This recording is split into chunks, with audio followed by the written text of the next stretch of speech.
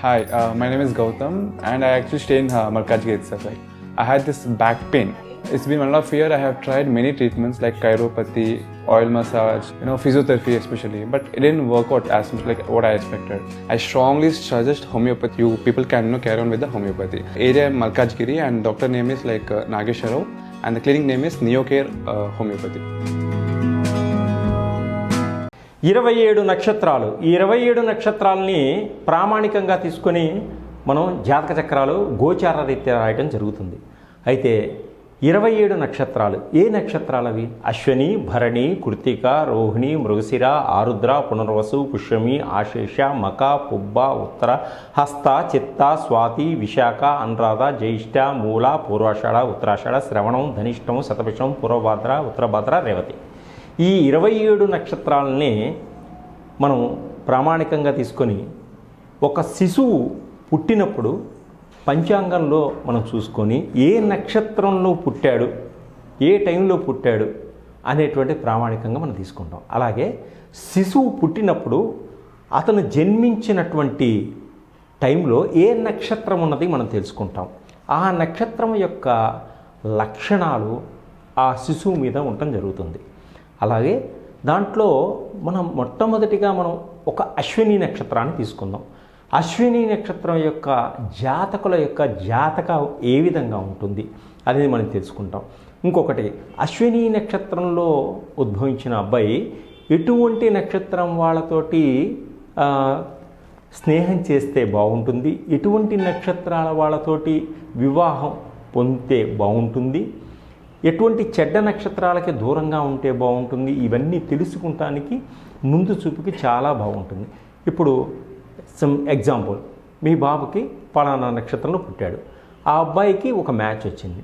First మనం ఆ అబ్బాయి మ్యాచ్ కోసం ఆ అమ్మాయి యొక్క నక్షత్రం ఏంటని మనం తెలుసుకొని ఈ బాబు నక్షత్రము ఆ అమ్మాయి నక్షత్రము కలుస్తుందా లేదా అని మీరు తెలుసుకోవడం కోసం ఈ ఎపిసోడ్ మీరు చూస్తే వెంటనే మీకు అర్థమైపోతుంది. మా బాబుకి ఈ నక్షత్రం కలుస్తుంది, ఈ అమ్మాయిని మనం ఓకే చేయొచ్చు అని ఫస్ట్ స్టెప్ వేయడానికి ఒక అవకాశం ఉన్నట్టుంది ఈ నక్షత్రాల గురించి తెలుసుకోవడం వల్ల. అలాగే ఈ నక్షత్రాల వాళ్ళు ఎటువంటి ఉద్యోగం చేస్తే మంచి పురోభివృద్ధి ఉంటుంది, గ్రోత్ ఉంటుంది అని తెలుసుకొని ఆ నక్షత్రం వారు అటువంటి ఉద్యోగాలకు ఎక్కువగా ప్రయత్నం చేయడం వల్ల మంచి గ్రోత్ తోటి ఎదగడం జరుగుతుంది.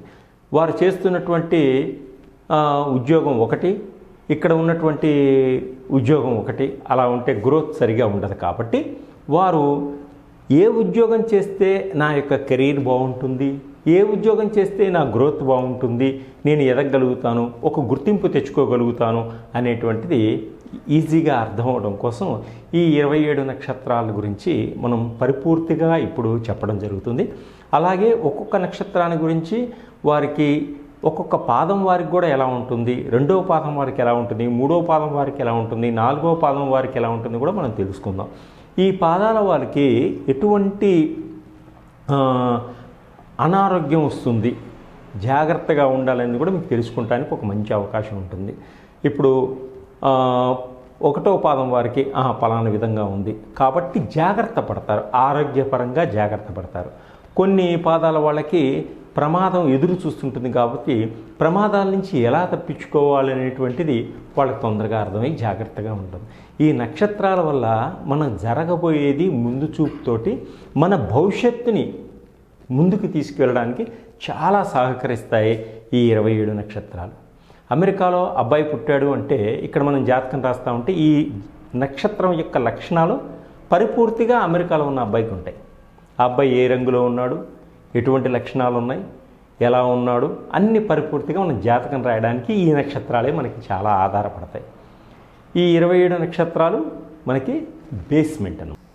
27 నక్షత్రాల్లో 8వ నక్షత్రమైనటువంటి పుష్యమి నక్షత్ర జాతకుల యొక్క లక్షణాలని మనం తెలుసుకుందాం.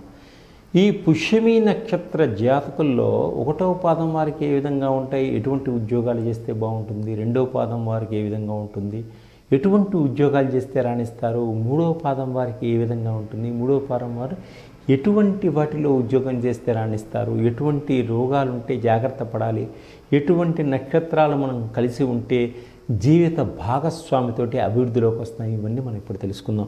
ఈ పుష్యమి నక్షత్రంలో జన్మించిన జాతకులు మంచి శరీర పుష్టి కలిగి ఉంటారు. 1వ పాదం వారు నిర్మలమైనటువంటి హృదయం కలిగి ఉంటారు. ఇతరుల గురించి పట్టించుకోరు. తాము స్వార్థపరత కలిగి ఉంటారు. స్వార్థపరులుగా ఉంటారు.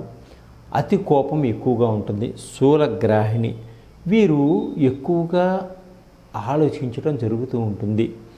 ఈ 1వ పాదం వారు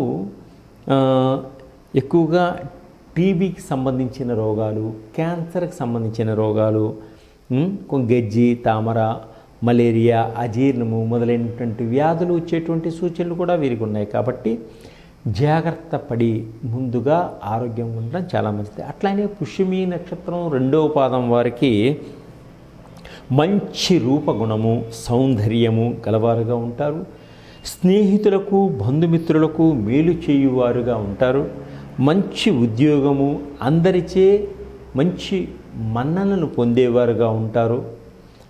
వృత్తి, ఆస్తులు, ధనధాన్యములు, సంపద కలిగి ఉంటారు.